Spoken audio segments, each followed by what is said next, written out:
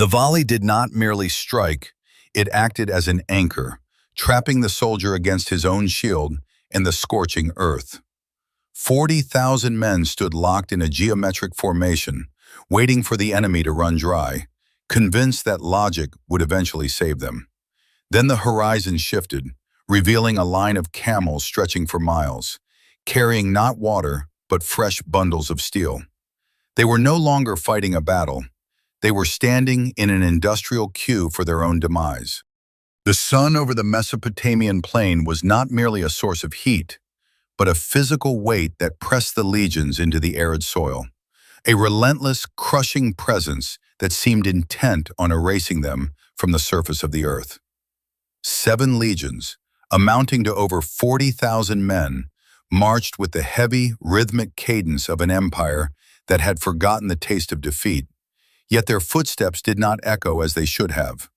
They moved through a landscape that offered no cover, a flat expanse of baked clay and silence that seemed to swallow the sound of their hobnailed sandals, muffling the usually terrifying thunder of a Roman advance into a dull, insignificant shuffle.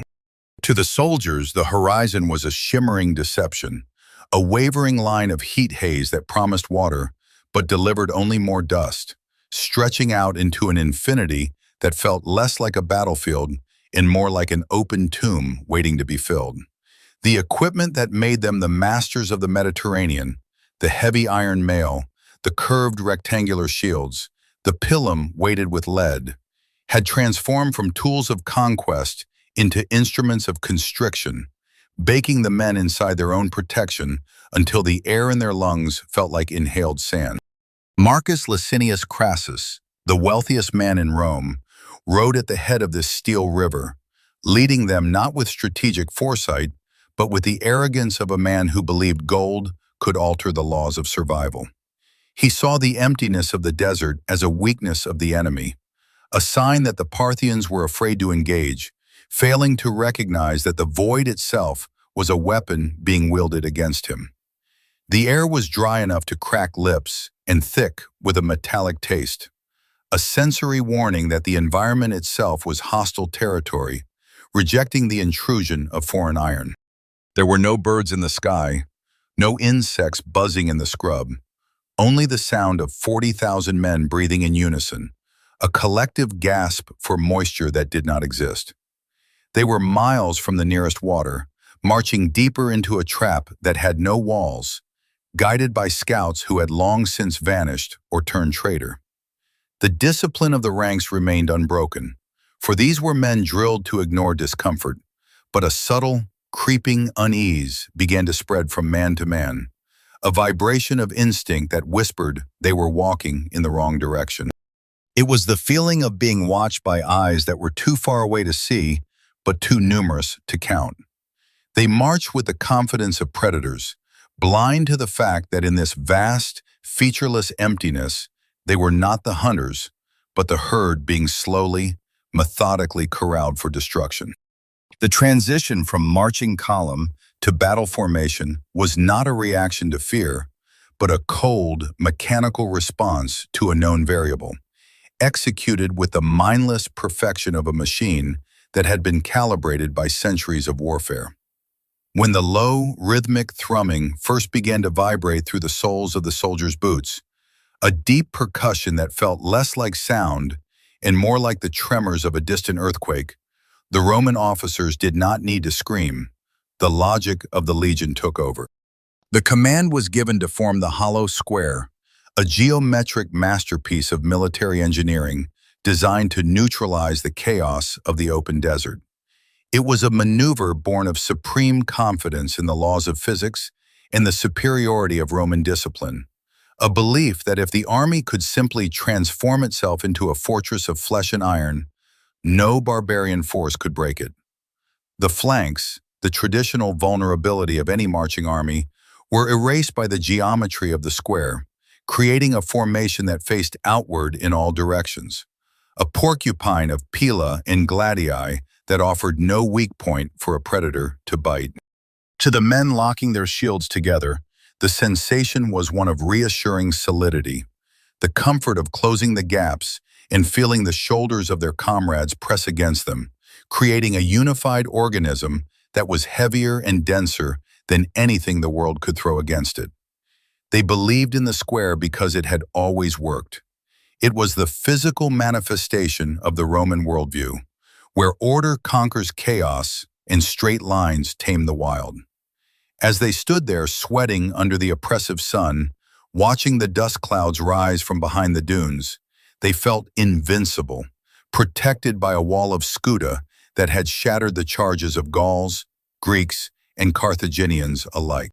The enemy that finally emerged from the haze seemed to confirm this arrogance, appearing at first as a ragged, disorganized mob of horsemen, their forms obscured by rough cloaks in the swirling grit. They flowed like oil rather than marching like soldiers, a fluid, shapeless mass that the Romans viewed with the disdain of professionals looking upon amateurs. This initial visual data fed the Roman confirmation bias, reinforcing the assumption that they were facing mere desert bandits, lightly armed skirmishers who would break themselves against the heavy infantry like water against a cliff. The logic held. The system was working. But then the variable changed. At a silent, unseen signal, the illusion of the ragged mob was discarded with terrifying synchronization. The Parthian riders dropped their rough coverings, and the desert suddenly exploded with the blinding flash of polished steel and bronze. The psychological impact was immediate and visceral.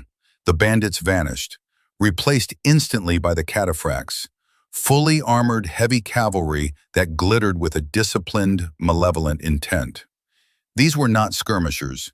They were tanks of the ancient world, men and horses encased in scale armor that rendered them nearly impervious to standard weaponry. The deep boom of their kettle drums grew louder, transforming from a background noise into a psychological siege engine that thumped in counter-rhythm to the Roman heartbeat.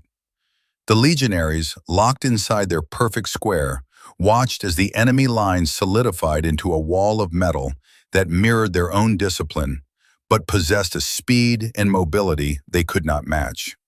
The confidence in the square remained, for the logic of the heavy infantry stated that cavalry could not charge a braced shield wall without shattering itself, but a seed of doubt had been planted in the perfection of the geometry.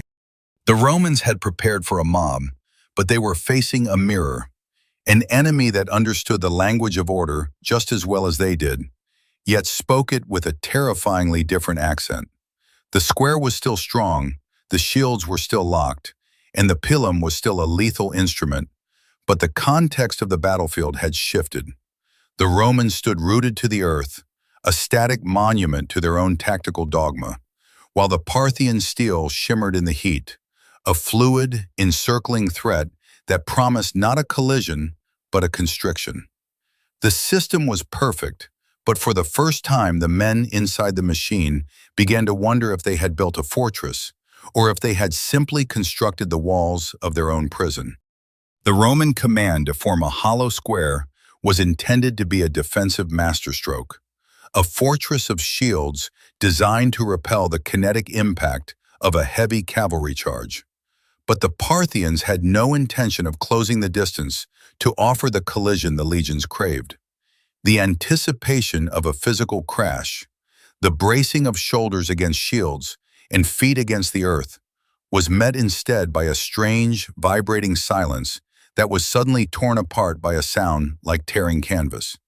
Instead of lances, the enemy brought the composite bow, a weapon of terrifying engineering that stored energy far beyond the capacity of European wood, turning the defensive square from a bastion into a zone of attrition.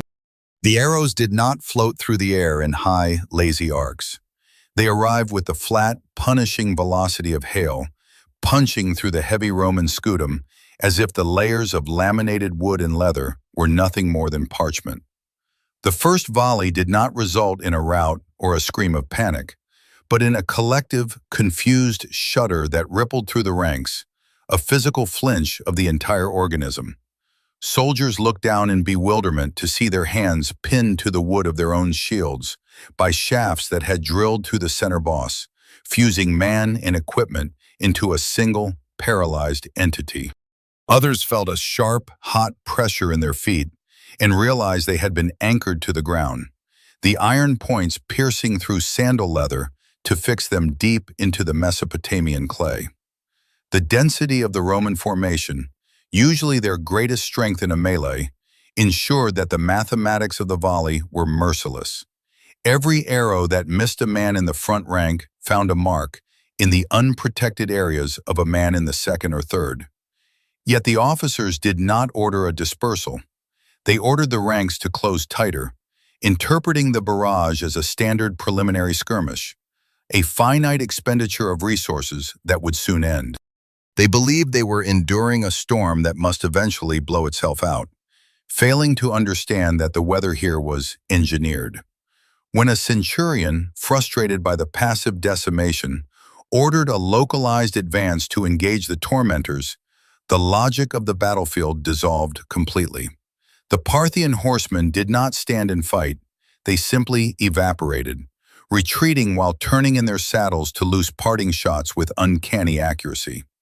The legions swung their gladii at empty, scorching air, chasing a smoke that refused to be grasped, only to find themselves overextended and exposed to a fresh deluge of steel. The heavy infantry, trained to dominate through weight and contact, found themselves wrestling with a phantom, their aggressive lunges meeting nothing but dust and the mocking rhythm of hooves fading into the distance. The system of the legion was still operating, orders were given, ranks were dressed, shields were raised, but the feedback loop was broken. The officers treated the casualties as the necessary friction of war, convinced that if they simply held their nerve, the enemy would be forced to play by Roman rules. They did not see that the rules had been rewritten, and that their discipline was no longer a shield, but the very mechanism that was keeping them perfectly aligned for systematic elimination. A grim hope circulated through the battered ranks that the enemy must eventually run out of ammunition, for the collective memory of the Roman army held no record of a force that could sustain such a volume of fire indefinitely. The legionaries, men who had marched across the known world and broken kingdoms with their discipline, clung to this mathematical probability as if it were a shield stronger than the wood and leather rapidly disintegrating in their hands. They gritted their teeth, enduring the searing pain of relentless impacts and the suffocating heat of the midday sun, silently counting the volleys with the desperate arithmetic of survival. Every lull in the whistling storm was interpreted as the beginning of the end, a sign that the Parthian quivers were finally emptying, yet every pause was merely a breath before the next deluge. The physical toll of the defense had long since surpassed the limits of human endurance. The hollow square, designed to be a mobile fortress, had calcified into a static oven where the air was composed of dust, iron, and the heavy metallic scent of conflict. The soldiers in the front lines were no longer fighting. They were merely absorbing kinetic energy, their bodies serving as a biological rampart to protect the men behind them, who in turn were pressed so tightly together that they could barely draw a breath. The ground beneath their sandals had turned into a treacherous slurry created by the intensity of the barrage, making even the simple act of shifting weight a perilous maneuver. Then, looking past the circling horsemen who rode with the casual, rhythmic gait of men performing a routine chore, the eyes of the veterans widened in a horror that transcended physical pain. On the shimmering horizon, emerging from the heat haze like ghosts of a terrible judgment, long trains of camels were plodding methodically toward the battlefield. Their backs were laden not with water or food, but with thousands of fresh bundles of arrows, piled high in swaying heaps that mocked the Roman calculation of scarcity. The logistics of total defeat had been calculated perfectly. The Parthians had not just planned a battle, they had engineered an industrial process of resupply, treating the dismantling of the legion not as a contest of valor, but as a problem of inventory management. The realization broke the spirit of the square with more force than any cavalry charge could have achieved. The men understood in that instant that they were not fighting a battle in the traditional sense. They were standing in a queue for the inevitable, and the supply of iron was infinite. The discipline that kept them in formation suddenly transformed from a virtue into a curse, for it was their obedience that kept them pinned in the lethal perimeter. To break rank was the end, but to hold rank was a slower, more agonizing certainty of the same. The feedback loop of the system had closed upon itself. The orders to hold fast, to raise shields, to close the gaps, were now the very commands that facilitated their undoing. The square began to contract not by order, but by the physical recoil of men trying to put an inch more distance between themselves and the perimeter, crushing the wounded in the center under the weight of the terrified living. The illusion of agency evaporated, leaving behind only the mechanical reality of a closing trap, where the trapped wait in a huddled mass, watching the tools being sharpened, knowing that the only variable left to determine is the order in which they will fall. In a final, spasmodic effort to restart the stalled engine of the battle, Crassus issued the order that would sever the remaining tendons of the Roman spirit. He commanded his son Publius to take a detachment of heavy cavalry and light infantry, over 1,000 of the army's best men, and force a close-quarters engagement, a desperate separation of the army's own limb in the hope of saving the failing body. The main square watched with a sickening mixture of envy and dread as the young commander led the charge, the thundering hooves kicking up a curtain of grit that quickly swallowed them whole. The Parthians did not stand to meet the assault, but dissolved into the landscape, feigning a panicked retreat that was, in reality, the opening of a secondary mouth of the trap. For an hour, the 40,000 men left behind in the encirclement stood frozen in their geometric formation, their heads cocked not toward the enemy circling them, but toward the distant horizon where their salvation had vanished. The sounds that drifted back were distorted by the wind and the heat, the muffled clash of steel, the chaotic rhythm of a melee, and the thin, high-pitched cries of men falling far from the comfort of the line. It was a torment of the auditory senses, a cruel mirage of a counterattack that allowed hope to fester in the hearts of the legionaries, only to rot as the noises slowly faded into an ominous, heavy silence. The return of the enemy was not marked by the rush of a routed force, but by the slow, confident trot of destroyers returning from a finished job. The Parthian heavy cavalry re-emerged from the haze, their horses rested, their quivers full, and their demeanor changed from cautious harassment to arrogant certainty. Leading them was a rider who approached the Roman lines not to fight, but to deliver a message that required no words. He rode within shouting distance, stopped, and slowly raised a long lance aloft, thrusting it into the hard earth so that it stood as a grotesque standard. Fixed upon its iron tip was the grim trophy of Publius Crassus, his youth frozen in a mask of finality, the evidence of his fate displayed for all to see. The sight did not incite the rage that the Roman commanders might have hoped for. There was no roar of vengeance, no surge of adrenaline to fuel a final, glorious charge. Instead, the army slipped into a cold, catatonic shock.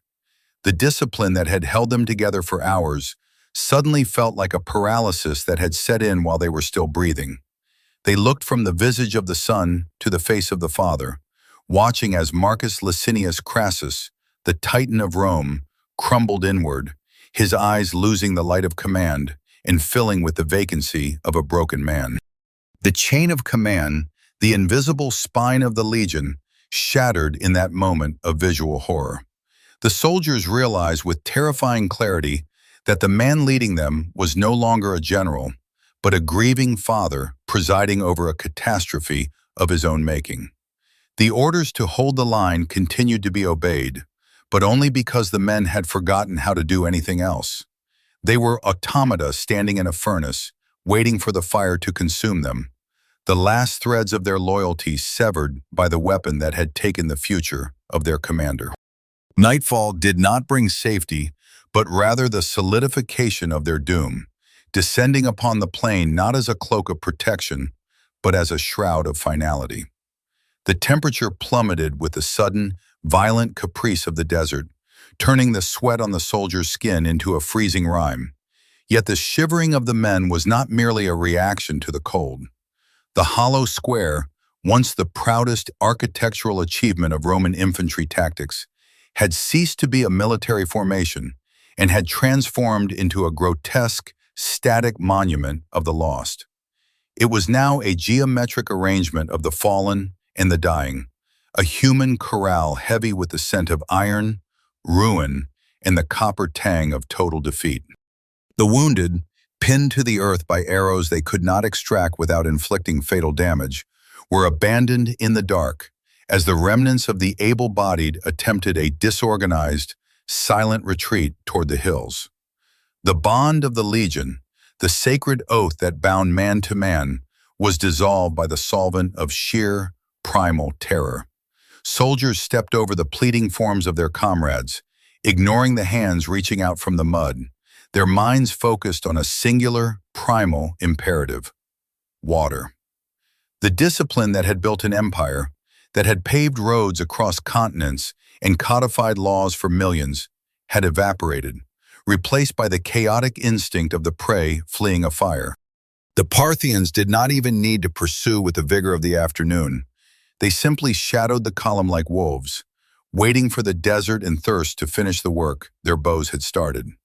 They knew that the Roman machine was broken, its gears stripped and its fuel spent, and that time was now the only weapon required to complete the destruction. Marcus Licinius Crassus, the man who owned Rome, the financier who had bought armies and swayed senates, was left to wander the dunes, stripped of his dignity, his son, and his command. He moved through the dark not as a general, but as a ghost haunting his own failure, waiting to be claimed by a gold-hungry enemy who would eventually turn his fate into a prop for their theater, a grim trophy to mock the arrogance of the West. The battle ended not with a final clash of steel, but with a slow, agonizing dissolution into the landscape. The square remained on the map long after the armies had faded away, preserved as a graveyard marked by the bleached bones of 20,000 men who died without ever touching the enemy. It stood as a permanent scar on the geography of the East, a warning written in calcium and silence that there are lands where gold holds no value, where geometry offers no protection, and where the weight of an empire means nothing against the infinite patience of the sand.